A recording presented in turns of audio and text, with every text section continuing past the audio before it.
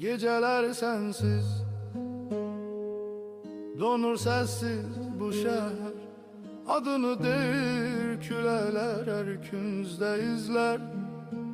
Yüreğimde kalan sesin susmur hiç zaman. Seni düşünmek benim en büyük günahım. Gözlerimde sen, bunu da bilmirəm. Her nefeste adını çəkirəm.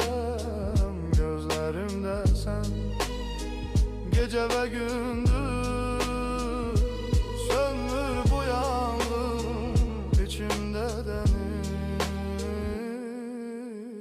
Bir şekil, bir bakış hatire kimi ruhuma işleyip silmir illeri. Seni sevmek talihimmiş de ben. Kaş ki qayıdasan bircə kərə mənə.